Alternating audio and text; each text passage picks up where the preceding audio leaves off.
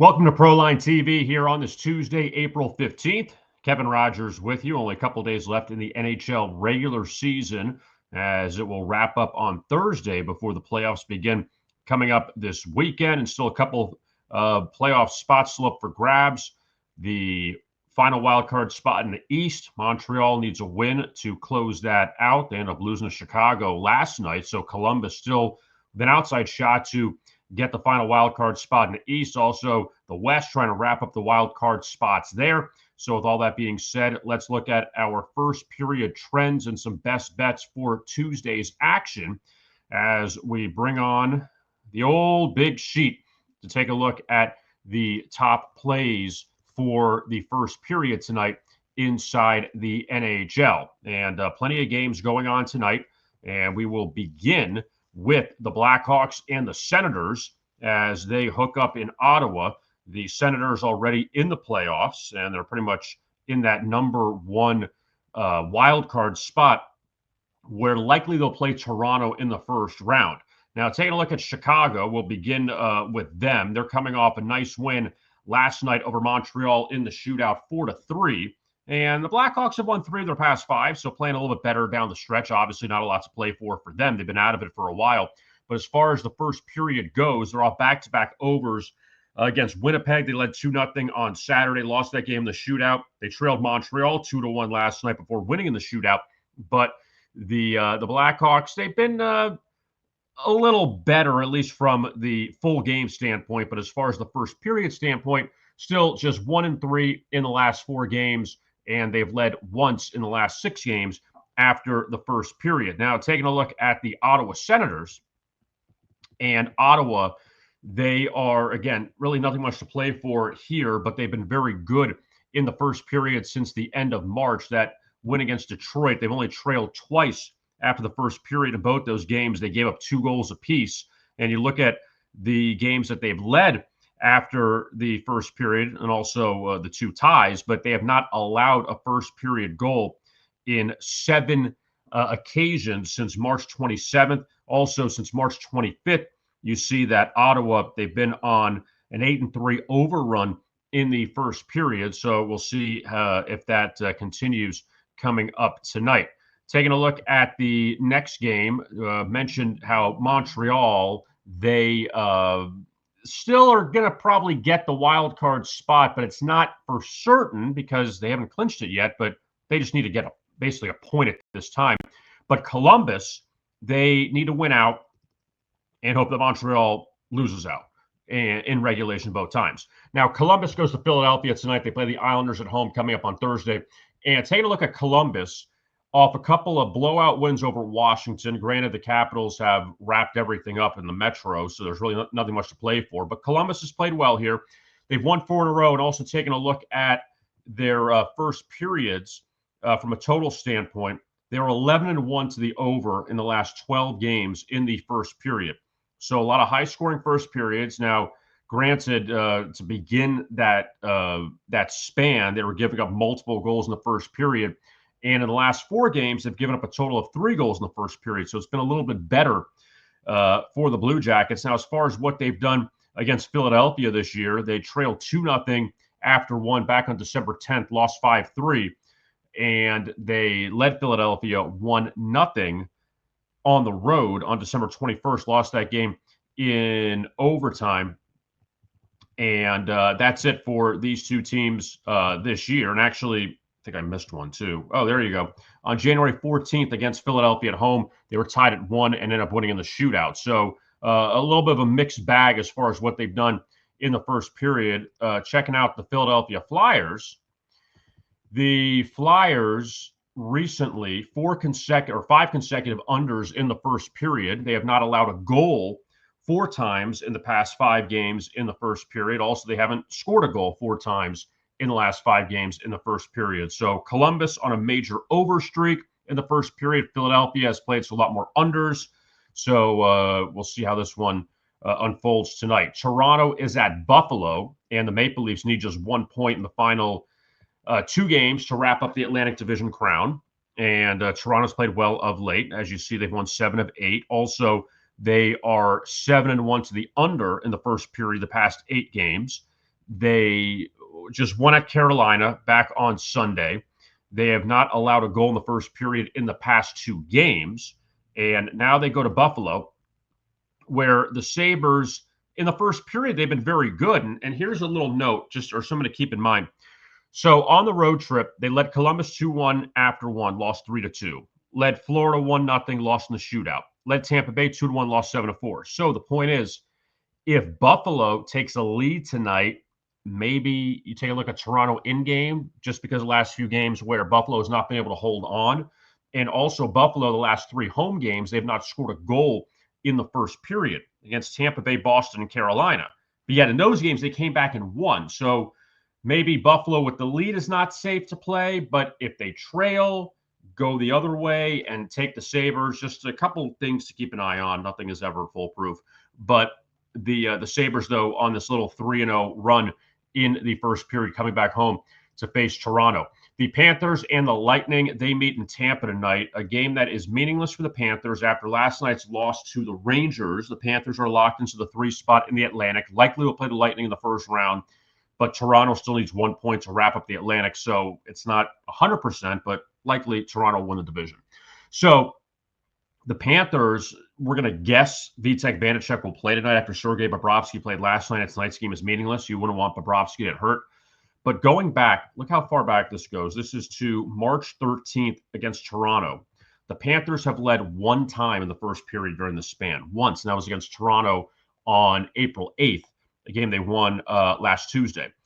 And also the Panthers on a 4-1 under streak in the first period. Now, taking a look at the Lightning earlier this season when they played the Panthers, a couple of overs on that back-to-back they had, and then they played after the Four Nations break. It was 0-0 after one. So see which one continues. But Tampa Bay, though, 3-1 to the over the last 4 games overall. Also, they've scored a goal in the first period in 4 straight games, and they bounced back from those couple overtime losses to Toronto and Detroit to beat Buffalo on Sunday. And the Lightning, I don't know if they're going to just settle for second place or really try to get the division title, but they need 2 wins and Toronto to get no points in the final 2 games to wrap up the division, but that could be a bit of a tall task.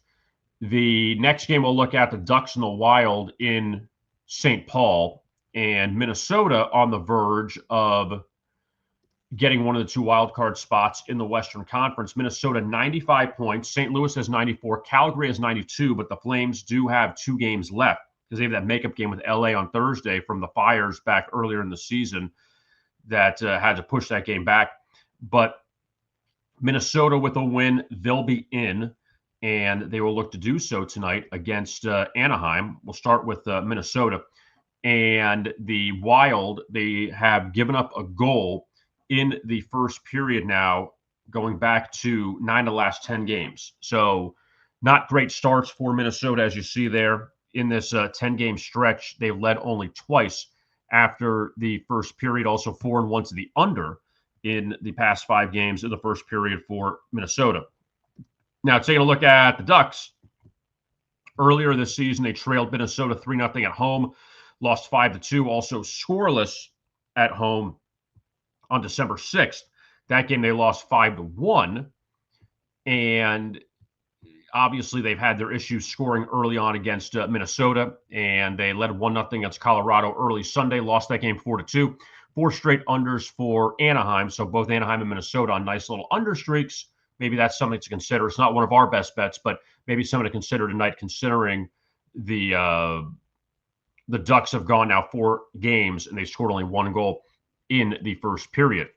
The hockey club, who's played well down the stretch, they've had a nice season in their move from Arizona to Utah. They're not going to the playoffs, but they go to St. Louis tonight looking to disrupt the Blues and their opportunity to wrap up one of the wild card spots in the West. We'll start with Utah. And this run for the hockey club since March 20th, they have trailed only once after the first period. That was an 8-0 shellacking at the hands of Tampa Bay on March 27th. But still, the hockey club, 7 of the past 9 games, they have not allowed a goal in the first period. Now, granted, they've gone 3-1 to the over in the past 4 games in the first period, but still, they've trailed only once since March 20th after one period of play. St. Louis, they had that 12-game winning streak, and now they've gone backwards a bit. They've lost 3 in a row. And the good news is they have not allowed a goal in the first period in 4 straight games, but also they've only scored 1 goal in the first period in the past 3 on that road trip. And they lost all 3 of those games. But St. Louis on a nice under run rather at 5-1 in the past 6 games, and they've done a good job of keeping the puck out of the net at least early on. The Golden Knights and the Flames, they hook up in Calgary, and Vegas, the winners of the Pacific Division. Again, nothing for them really to play for. 3 straight unders for them, and they're coming off that win over Nashville on Saturday. Last time these teams played back on April 5th, there was a 1-0 lead for Vegas after one. They won in overtime 3-2, so a lot of unders for Vegas of late. That's now 7 of the past 9 they've gone under in the first period. For the Calgary Flames, they still have an outside shot at getting a playoff spot. They need to win out, needed some help with Minnesota or St. Louis losing. But Calgary, though, when you look at this under run they've had, they were in a 9-1 under run before a little bit of a blow up on Sunday against San Jose. They led 2-1 after won that game 5-2. But prior to that, a lot of unders, a lot of 1-0 games for the most part. When Calgary takes the ice, they've been a very strong under team this year in the first period. So Calgary with their home season finale tonight before that makeup game against LA on Thursday. Now, speaking of the Kings, they go to Seattle tonight to face the Kraken, looking to avenge a 2-1 loss from last Monday. And LA has been great in the first period of late, going back to, look how far back this goes, to nearly the beginning of March 3rd. They have trailed only once after the first period, and that came against Seattle last Monday, a game the Kings were up 1-0, and the Kraken got 2 late goals to lead it 2-1, and the final score was 2-1 in that game. But LA off back-to-back overs, very uncharacteristic of them to have these high-scoring first periods. They've done a great job of limiting opponents in the first period, so looking for a little revenge here against Seattle. LA playing with no rest after they shut out Edmonton last night. And taking a look at recently what they've done with no rest, they led San Jose 2-0 after one. They led Boston 2-1 with no rest. They led Vegas 2-0 with no rest. They trailed St. Louis 2-1 with no rest. So 4 overs since the Four Nations break with no rest for the Kings in the first period. For the Kraken, they are on a 2-game under streak. They haven't scored a goal in the first period since the 2 goals against LA back on April 7th. So the Kraken have had some issues there scoring early. They had that scoreless game against St. Louis on Saturday before winning in the shootout, and the home finale, season finale for Seattle tonight. Probably sure they want to have a good showing, and I would think that it would be a lower scoring game this time around, even though LA is on this over streak with no rest. But also the Kings, they want to make sure they get into the playoffs